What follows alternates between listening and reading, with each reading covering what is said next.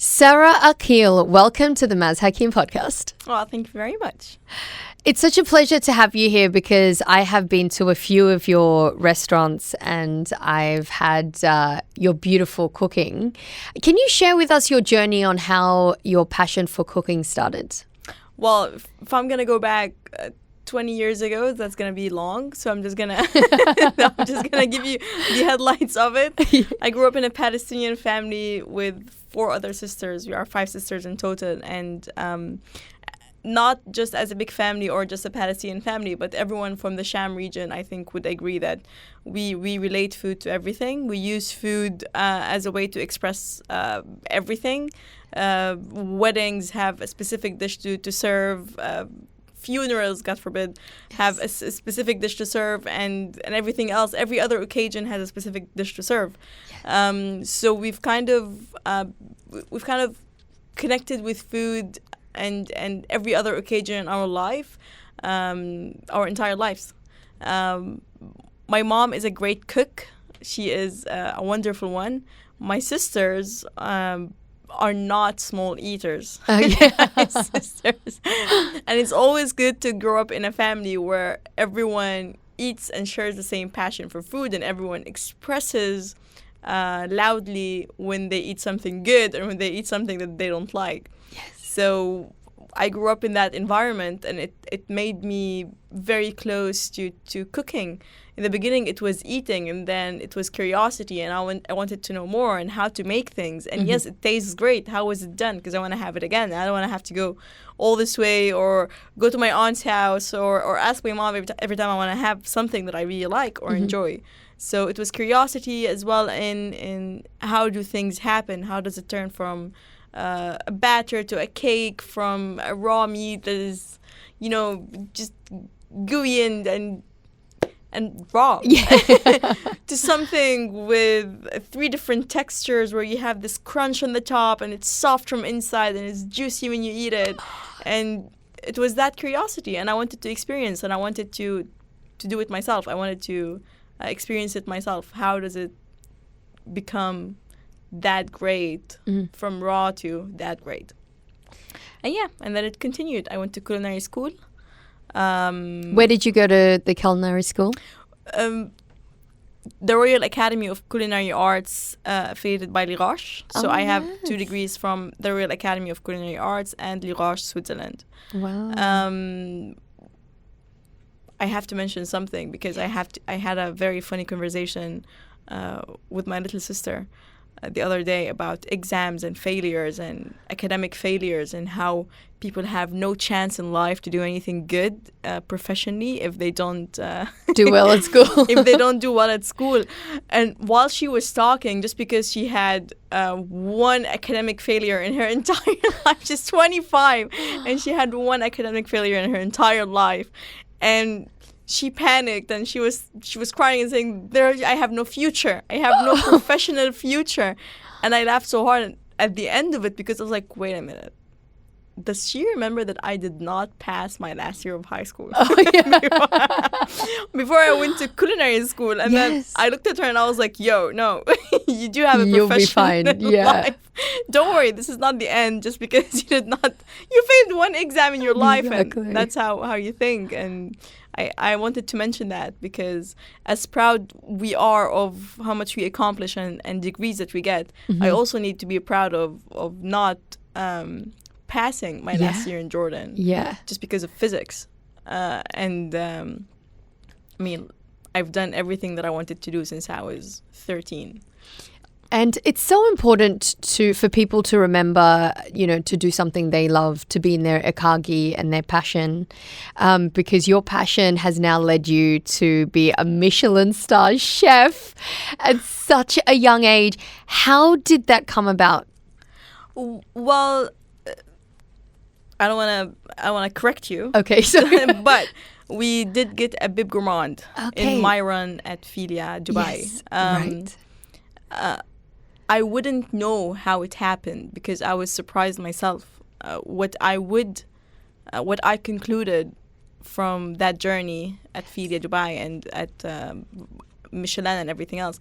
Of course, being on a Michelin stage at 26, receiving an award for a restaurant is something that I have not even thought it would happen ever. Like, I probably thought I might get one when I'm 40. And I've been cooking for enough years to get that thing. But it happened. And what I concluded from everything that we went through after and before is that the team and I focused really well on what we're doing. Yes. And learned from what others have done in the country or in the region or around us or globally, but we focused on what we're doing.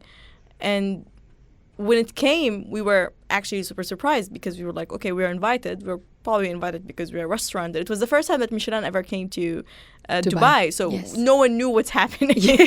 We had an idea, but no one knew. We had assumptions, a million assumptions. Maybe we're invited because we are a restaurant. Yes. In the UAE, maybe we're invited because we got an award. Maybe we're invited because we're just on the list, like on the recommended list. But when it happened, and we got the Bib Gourmand, we were extremely happy. I mean, the restaurant category fits right in the Bib Gourmand. And, but as well, I mean, as I said, it was the first time that we've dealt with Michelin being in the country. So we did not know what to expect.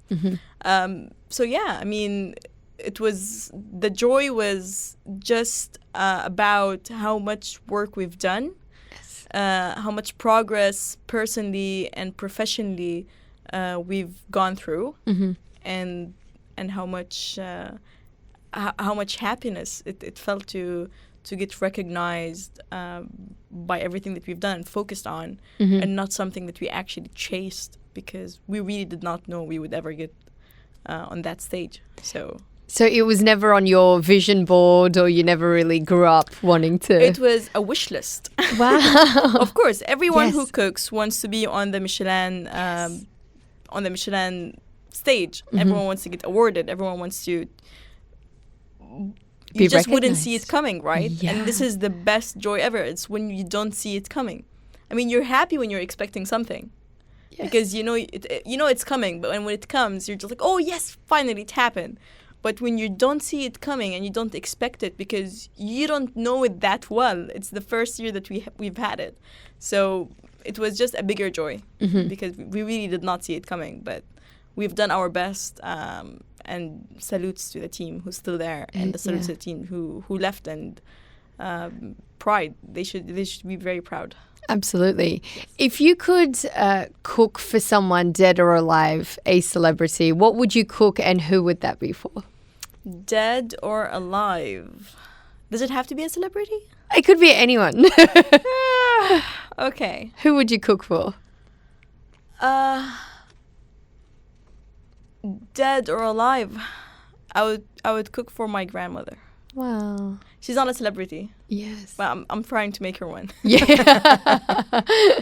So she's the best cook. She, may her soul rest in peace. She passed away when I was 15, and she's always fed me secretly. Yes. After my mom has fed me, and I wish by that time I had the same growth in talent to cook for my grandmother with confidence. I would also try and cook for Anthony Bourdain. He was pretty honest. Yeah. He was pretty honest. I would love to cook for a character like Anthony Bourdain. Yeah. Yeah. What would you cook? What would I cook? Yes. Well, for my grandmother, I would make a rice pudding, and I would get her honest feedback because she did not like everything. she was a picky eater. So, for Anthony, oh my God, I never thought of it. What would I cook for Anthony? I'd just make him a gnocchi. Oh. A gnocchi or a stuffed pasta. Yes. Love it. Yeah. I've had one of your pastas before. It's delicious. Well, I always say, if I'm not doing this, I don't know what else would I be doing in my life. So describe a typical day in the kitchen. What happens when you step into the kitchen? I chew on something. The first thing I do is like I take something up in my mouth. Really? I eat something, and then I check on everything that's been done if I wasn't there, and everything that we need to do, and then I start going through the logistics. I mean, I know a chef's life sounds pretty exciting from the minute you walk into the restaurant until the minute you leave, and it is a very fun job. Yes. But we also have to do a lot of boring work at a computer and sit on a desk for 3 hours at least a day to finalize, to just do the logistics menu behind the restaurant, right? Right. Like orderings and scheduling and having people in the right place in the right time, the food, and all goes together. Yeah, and then one of the best times of being in the restaurant is when we start service. It is pretty good because I get to speak to people, because I get to go out and connect with guests and ask them about the food, because sometimes you would think the food is great and sometimes it could be even better than you thought, and sometimes it could be just like, yeah, it's okay. maybe you're just obsessed with cheese.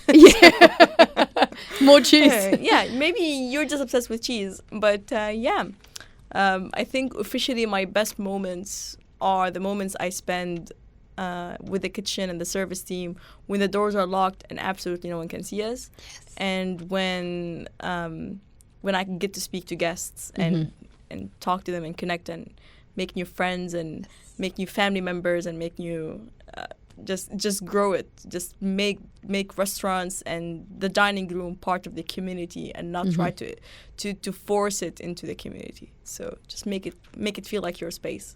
Hosting, I like to play host. I love it. I love hosting too. It's the best. How do you handle the pressure of being in a kitchen? And is it like what we see, for example, on like Gordon Ramsay or like Jamie Oliver? I mean, not that crazy, but how do you handle the pressure? You learn how to handle the pressure. You have to be realistic. I feel like, first of all, thank you very much for giving me a platform where thousands of people can hear it, and it's important for them to know. It's important for people who listen to other chefs and listen to other people in other industries to be realistic. You were not born ready to do this. You were not born ready to know how to deal with the pressure or mistakes or emergencies or things that happen all over.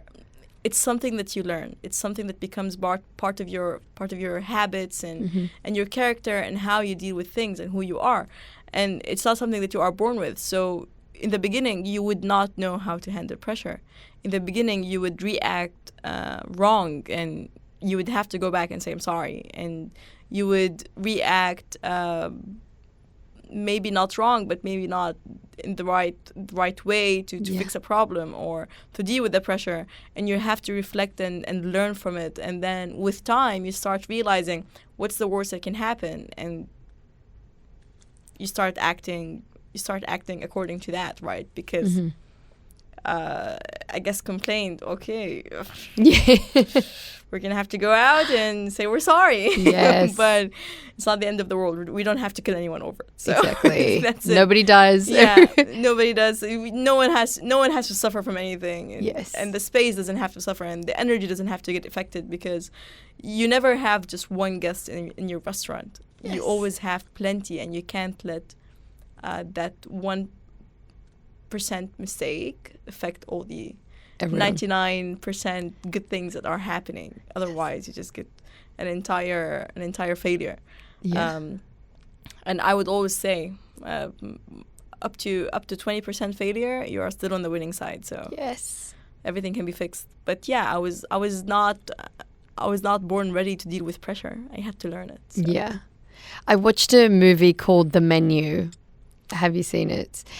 It's basically about a chef who's very particular, and he gets very... actually, in the movie, he kills everyone at the end because they don't like his food. I watched it and I was like, okay. Yeah. How did you feel watching something like that? And how does it feel like if you do get, like, I don't know, negative feedback from a dish? Because after watching this movie, I was like, oh my gosh, I should really thank every chef because I appreciate, the food at my table, but sometimes you forget to go out and say, can I speak to the chef or thank the chef? I think appreciation can be done in so many different ways in a restaurant. It doesn't have to be that you call anyone personally and say thank you. You could say thank you to whoever is dealing with you. Yes, right. It was a funny movie. It was horrifying. Yes. It was a funny movie. I think up until people started getting killed, I was watching with chefs actually, and we laughed so hard because we could relate to every character sitting on the tables. Yes. The ones who think they're food critique, the ones who think they're foodies who know Pacojet and it makes them experts. And people who just want you to serve food to them because they're entitled. And yes. There are so many characters that you could relate to. And it was funny because we were sitting there and every time that a character popped out and we were like, yeah, we know that person. We know that one. So, yeah, that was an extreme movie. That was an extreme reaction. But yes, I do think somehow feedback and gratitude could be done in nicer ways, and to understand, to put yourself in anyone's shoes is always very important. Yeah. Not to hate someone because they're too busy and they couldn't go out in the dining room or they couldn't speak to you or they couldn't bring you into the kitchen is okay sometimes, because sometimes internally a lot of things happen that you can't understand and you can't relate to, and you would think they're silly, but they're not. Yeah.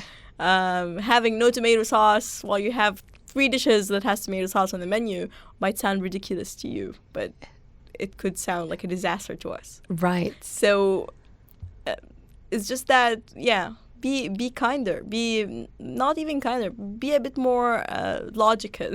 Yes.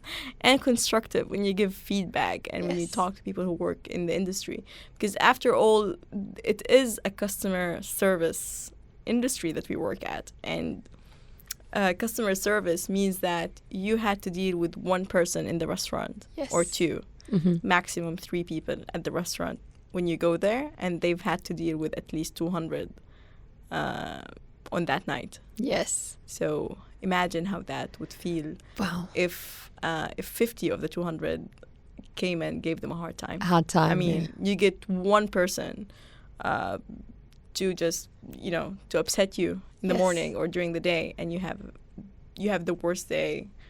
You decide to have 5 or 6 hours of the day that your mood is not good. So imagine having at least 50 of the 200 who talk to you in a way that is unpleasant. So what would be your advice if someone goes to a restaurant now and they want to give feedback? What would be the best way to go about it? Ask yourself 2 questions before you give feedback. Did I not like it because it was not done properly? Or is it because it's my personal taste? Second, do I know how it's supposed to be done? Yes. And then if you have the answers to these, then give a feedback. Yes. If it's no to either, then keep it to yourself. Tell me about some kitchen disasters. I love hearing. Well, I love watching these shows. But have you had any kitchen disasters that you can talk about that have been memorable? I was talking about one a few days ago. One time in one of our kitchens, you know how usually electricity and gas are connected? Yes.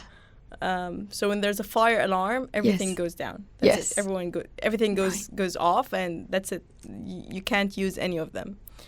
And one day in one of the kitchens that I worked at, the electricity went off, but the gas was still on. Oh gosh.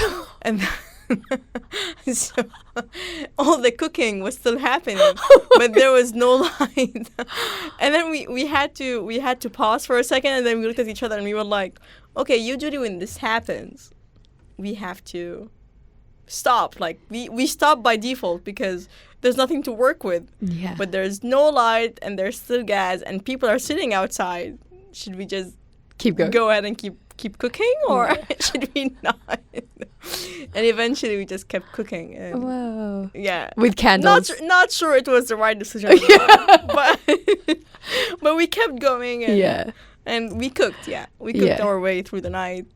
It took a while actually for the electricity to come back. It was. Yes. I'm not sure it was the safest choice to make, but It just shows your passion, you know. the show must go on. Yeah, the show must go on. We know that in radio too. Can you share a secret ingredient that you use or a cooking technique that you use or you would recommend? A secret ingredient. Well, it's not really a secret ingredient, but I do think olive oil makes everything better. Yes. It's my favorite ingredient personally. And zests. Zest.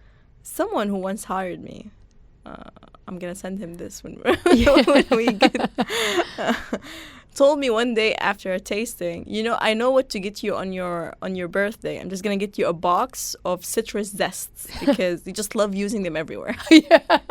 He was mocking me, but it's very true. It's very true.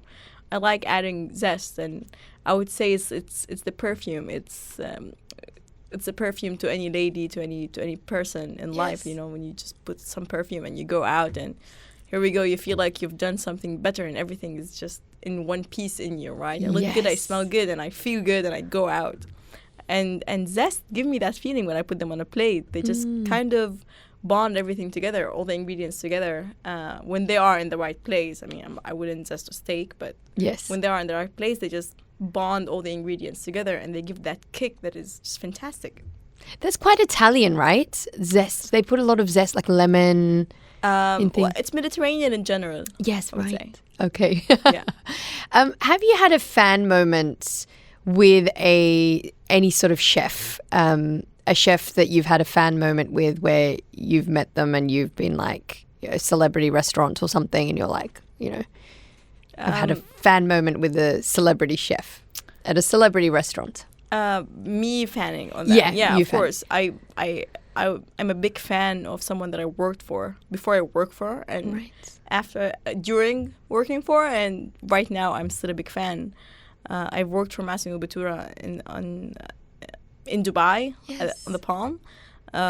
We've done the pre-opening with fantastic head chef Dora Salat as well, Bernardo, for the restaurant, and then we closed during the pandemic because of the pandemic.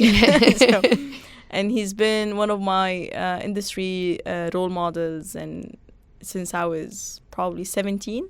Wow. When I had the chance to work with him, I just jumped right into it. I did not really think twice before I say yes.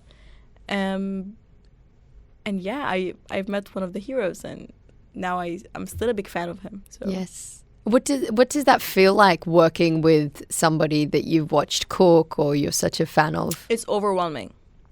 Pressure. Believe it or not, I cried the first time Massimo Bottura walked into the restaurant. I cried of excitement.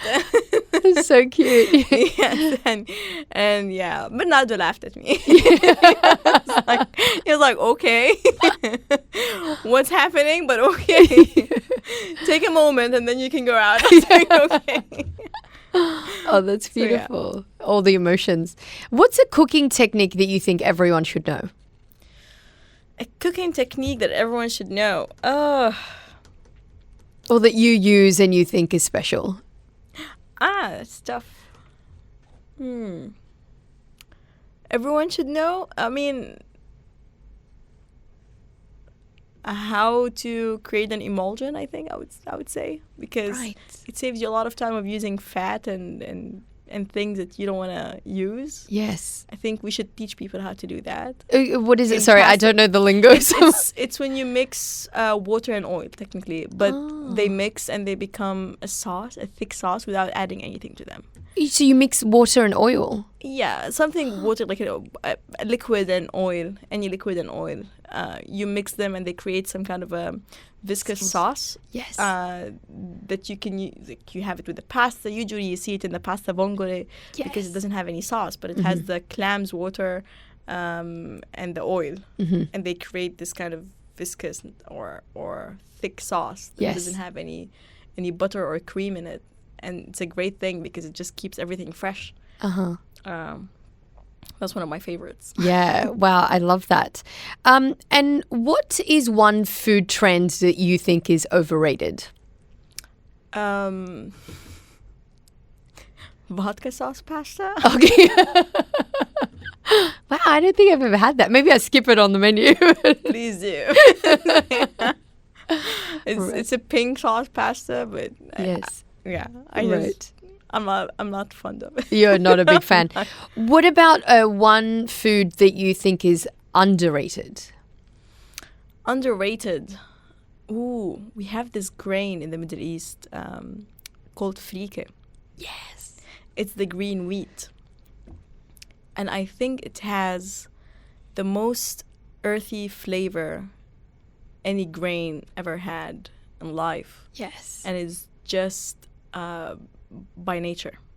You don't have to manipulate it.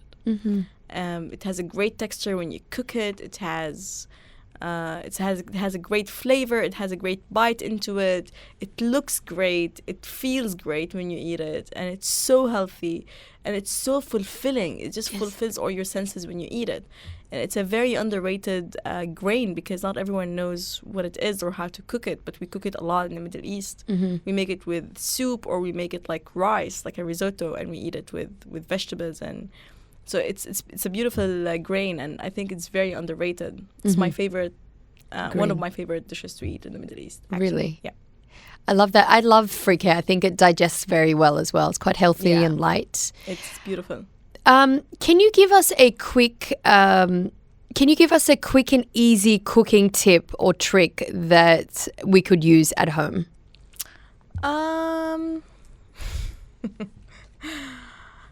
An easy cooking tip. To really elevate our dishes. Yeah, try zesting. Zesting, yes. Try zesting. Always season well. Yes. Sometimes we take seasoning for granted just because we're cooking at home and we have the salt at our hands and you just throw it in there if we need it. But great seasoning elevates a dish a lot. Yes. Zests are great as well. What's a cooking tip that I would give you? I've seen a lot of people who cook at home and they boil their meat or chicken. Is that not? That's how they cook it. Yes. And I would just suggest maybe pan sear it, give it a nice color, and just put it in the oven. Yeah, and just don't boil it. Don't boil it. The only thing you boil is bones. Just don't boil it. That's another one that I really care about, and I really see people doing it all the time. So you're like, stay away from that. Don't boil it. Stop boiling your meat, please. It's not a good way. This is not how you get the best out of it. What's your favorite spice then? Spice. Do I have a favorite spice? I don't think I ever thought of my favorite spice. The one that you love using a lot. See, the thing is, I know spices are a bit tricky, right? Because different things, you know. Like, I use turmeric a lot, but I know that you're not meant to use it in everything. Yeah. Okay. Absolutely. Yeah. Oh, no. Okay, here's a funny thing. Have you ever used pink peppers? No. So pepper is a spice, right? Oh, yeah, and pink peppers have this berry flavor at the end of it when you use it. And it became my favorite spice because right now I'm opening a restaurant in Jordan. Yes. And we have a beautiful pink pepper tree. And I'm trying to use it as much as possible because we have the tree, so why not? Yes. And it's right at the balcony of the kitchen. So you can just grab your pink peppers and dry them and crush them and use them. It gives a beautiful look if you make a nice cacio e pepe. Just put the pink pepper on top, and it's just a great finishing to it. Yes. It's an interesting ingredient. I don't use many spices. I use more herbs in my food. Herbs, yes. But, yeah, pink pepper is definitely at the top of the list. Mm-hmm. It's underrated too. Yeah. Tell us about your new restaurant. So I am opening a beautiful restaurant in Jordan, which is back home in Amman. Yes. And it's my first project in Amman, which is where we live. The restaurant has... So me and my partners, Lana Adamat and Maher Mashir, are crazy about food and wine in general. So the restaurant is going to have a beautiful wine cellars with vineyards and wines from different places and small winemakers, things that Jordan did not explore yet, because you want to spread the culture of wine and educate people a bit more about how they make it and where it comes from and what's good for you and what's worth the effort and money and what's not. With a world map and sommeliers working in the cellar, and you just go through the cellar to Dara Dining by Sara Aqel, which is the restaurant. Wow. And the restaurant is in a family house that we took, we are renting since end of last year to renovate as a restaurant. Yes. And it has a beautiful back garden that we're gonna sit everyone in the garden. Wow. We're gonna close it in winter, but during summer, and now summer is a beautiful season in Jordan. Yes. And it has the beautiful garden has a lot of trees. The mom who lived there, because it was a family house, as I said, actually it's my friend's family house. Oh, wow. Yes. And they moved out of there. Yes. So the mom who lived there, their mom used to be a florist and a gardener. So we have beautiful trees that she left for us, and I just appreciate them so much because we will integrate everything that we have in that house into our food. So we have the grapefruit, the oranges, the generic, the pink pepper, the mulberry. We have basils, mints, and lots of things growing in the garden that we are going to use. The restaurant will be Mediterranean with a heavy influence of Italian because we're going to have our signature pizzas, our homemade pastas, and most importantly about this restaurant is that I'm doing something that I really wanted to do since a very long time. And since them and I started talking probably in September or October, and we've been talking about this, we are sourcing everything locally. Wow. The only things that we are not getting locally are probably seafood because we're not very well known for seafood in Jordan.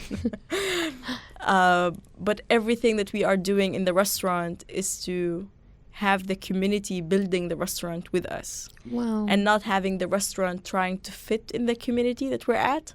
So our plates are handmade in Jordan by strong and beautiful ladies in Jordan, in Iraq al-Amir.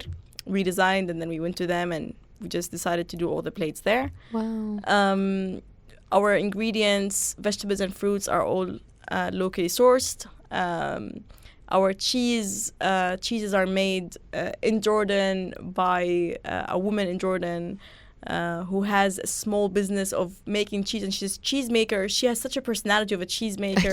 And it's so odd because you go to Jordan, you're like, there are cheesemakers in Jordan. Yeah. So we have Taimur who's making some of our cheeses, and we have Nisreen who's making the other some, and they are fantastic cheeses. When I tried them, I almost did not believe that they made them until I went to their farms and houses, and I've seen them happening.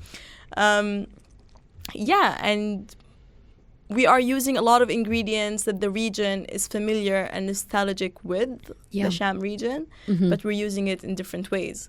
I do not want to ever take one of our dishes and say, oh, I'm going to elevate our dishes. I'm going to elevate مقلوبة, and I'm going to elevate مجدرة, and I'm going to elevate متبل, and I don't want to do that. I think they're beautiful the way you are.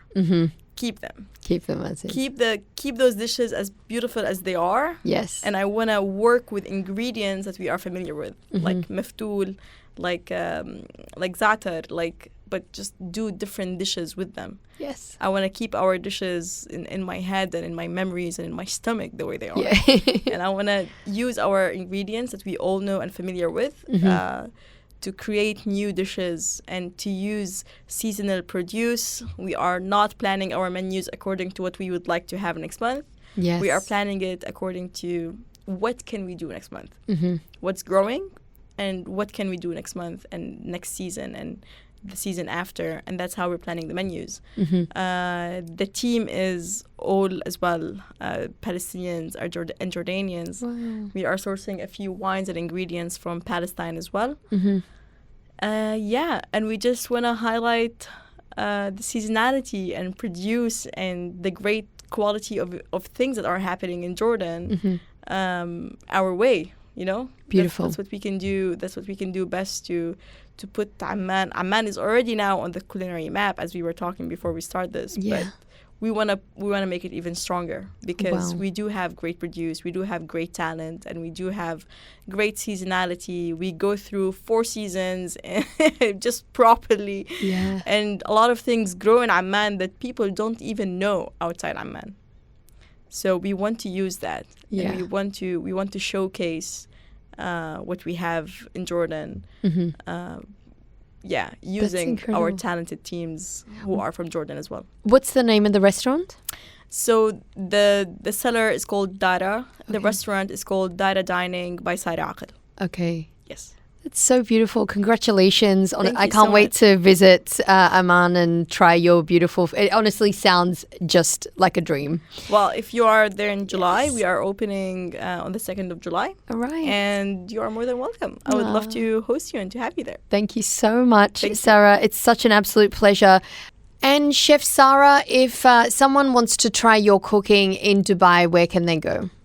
Well, right now I am at La Table in DIFC. La Table de Sara Aqel. I really hope I just said it right. Yeah. I'm not good in speaking French. I've been trying to learn it. To learn how to say the name of the restaurant I'm at now. You're right. Everything sounds better in French, though. Yeah. Yes. And the theme of the restaurant is La Plage. I really hope I said that It sounds correctly good. as well. Yeah. It's the beach. So we're doing kind of a simple trattoria, Italian trattoria food, and Yes. it has some of my signatures, and it has things that we made only for La Table, like the Jerusalem artichoke lasagna with taleggio cheese, like the cacio pepe there that is very special, and we have the Palestinian stracciatella sandwich, because the restaurant has an influence of my Palestinian roots, and we're using a beautiful piece of bread that is made by a Palestinian called Dalia, and it's made of mainly olive oil. And we put some stracciatella inside, some bresaola, pickled onions, arugula, and you just bite into it while it's warm and cold, and it has all these textures together. Beautiful. And just the crunch of the onion and the freshness of everything that happens. It's like a freshness party in your mouth. So I have been to the restaurant. It's in a perfect location. The food is insane. It's so beautiful. Thank you. And the Palestinian dish was my favorite. What was it had, I think, za'atar in it, chicken. It has layers of- bresaola, Bresaola, that's it. za'atar, and stracciatella. Yes. My favorite dish as well. Yeah. Where can we follow you and your journey and your culinary journey and your life? I do have an Instagram that I never remember the handle of. Yeah. But I can just read it now out loud. I do come out as I am good in social media. I Yes. am not. Okay. So, I mean, writing my handle that way is not very helpful. It's chef_Sara.Aqel. Okay. Yeah. Such an absolute pleasure, beautiful Sarah, and wish you all the very best of success with your new restaurant and your beautiful culinary journey. Thank you so much for having me, and thank you for giving me the platform, and I look forward to see you in Amman. Yes, absolutely.